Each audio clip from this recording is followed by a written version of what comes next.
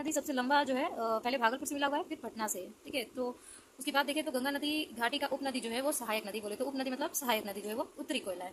Hello everyone, आप सभी का मेरे चैनल पे स्वागत है। इस वीडियो में हम आज आपको बिहार स्पेशल से रिलेटेड जो भी क्वेश्चन हो सकते हैं नदी से रिलेटेड, वो हम आज आपको इस वीडियो में कवर करने जा रहे हैं।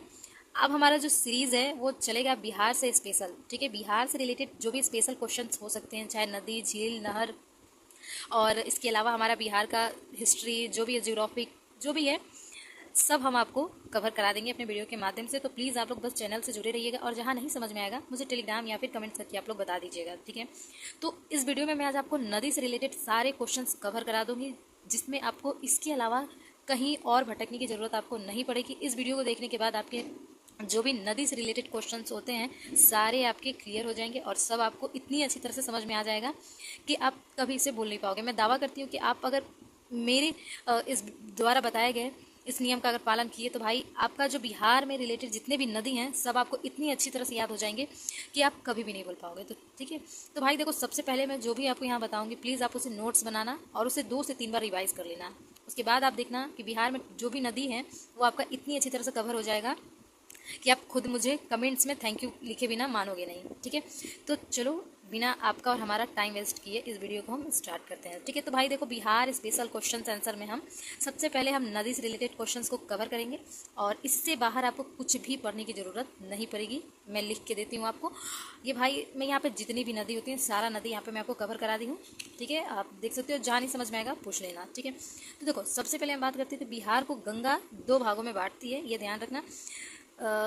गंगा नदी के सबसे पूर्व में महानंदा नदी मिलती है। ठीक है, सबसे पूर्व में कौन सी नदी मिलती है? महानंदा नदी। ठीक, दूसरा देखें तो बिहार के उत्तर मैदान के क्षेत्र में को बागमती नदी 2 भागों में बांटती है। क्लियर है? बिहार का जो उत्तर मैदान क्षेत्र है उसको बागमती नदी जो है वो 2 भागों में बांटती है। ठीक है, तो ये सब क्वेश्चंस जो है आपके एग्जाम से रिलेटेड इंपॉर्टेंट हो सकते हैं। कोई कोई क्वेश्चंस ऐसे हैं जो रिपीटेड है, तो प्लीज़ आप लोग थोड़ा ध्यान से सुनिएगा। ठीक है, घाघरा नदी जो है वो बिहार और उत्तर प्रदेश की सीमा बनाती है। क्वेश्चंस पूछ सकता है, और पूछा भी है कि बिहार और उत्तर प्रदेश की सीमा कौन नदी बनाती है? तो भाई घाघरा नदी। ठीक है, और सीवान के समीप से ये बिहार में प्रवेश करती है जो घाघरा नदी है। ठीक है, सीवान के समीप से। इसके बाद देखिए तो कमला नदी जो है वो मिथिला क्षेत्र की प्रसिद्ध नदी है। ठीक है, कमला नदी जो है वो मिथिला क्षेत्र की प्रसिद्ध नदी है।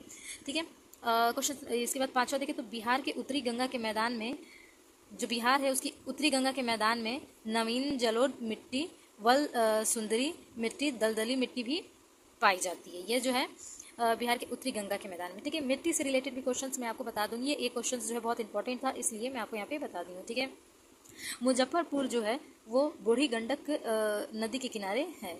ठीक है, हरहा नदी की घाटी को दून घाटी के नाम से जानते हैं। ठीक है, हरहा नदी जो है इसको दून घाटी के नाम से जाना जाता है। ठीक है, 7 नंबर देखें तो चंदन नदी का संबंध बांका जिले से है। चंदन नदी का संबंध बांका जिले से पूछ सकता है क्वेश्चन से। बांका नदी का संबंध किस जिले से है?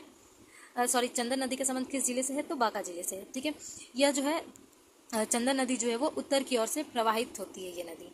ठीक है, ये ध्यान रखिएगा। कर्मनासा नदी का संबंध कैमूर जिले से। कैमूर जो है कि जो कैमूर है सोनभद्र से सटा हुआ, और ये जो कर्मनासा नदी को सबसे बेकार नदी माना जाता है। ठीक है, कोसी नदी का संबंध जो है वो सुपौल से है। बागमती नदी का संबंध जो है वो सीतामढ़ी से है। ठीक है, कोसी नदी जो है वो सुपौल में बहती है और बागमती जो है वो सीतामढ़ी में। ठीक है, बिहार और उत्तर प्रदेश के बीच जो सीमा रेखा बनाती है, ठीक है, जो सीमा रेखा बनाती है वो कर्मनासा, गंडक और घाघरा नदी है। ठीक है, ध्यान रहेगा। क्लियर है? आपको सब कुछ क्लियर दिखा है?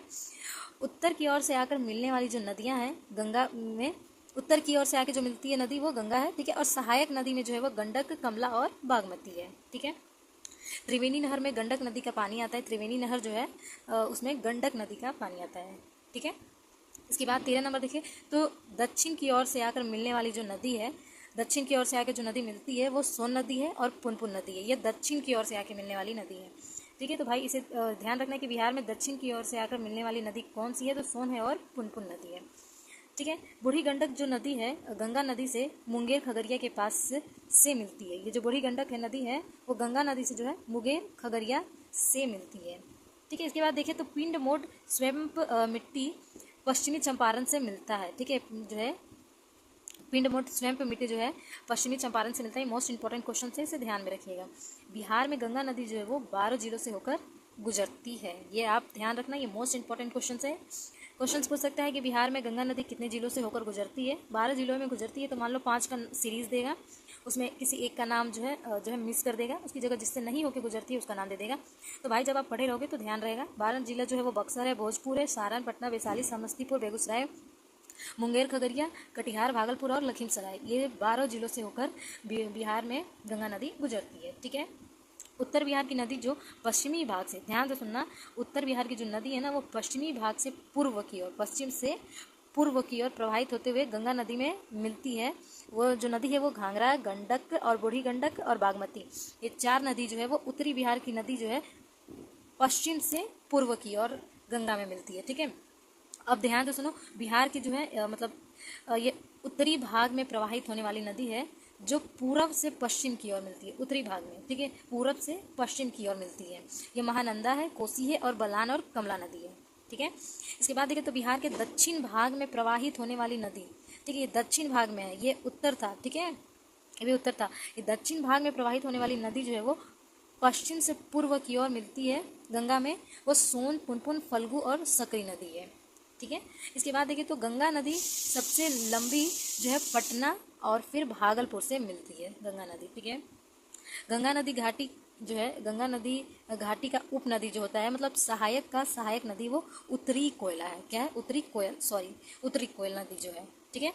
इसके बाद हम देखें तो मोहना और लीलाजना नदी का संबंध जो है वो फल्गु नदी से है। ठीक है। फल्गु नदी जो कि यहाँ पर गया है और यहीं पे ही पिंडदान वगैरह जो है वो होता है। ठीक है। क्वेश्चन इंपॉर्टेंट है, ध्यान में रखिएगा। इसके बाद देखें तो सकरी या सुमागधी नदी का संबंध जो है वो नवादा जिले से है। किससे है?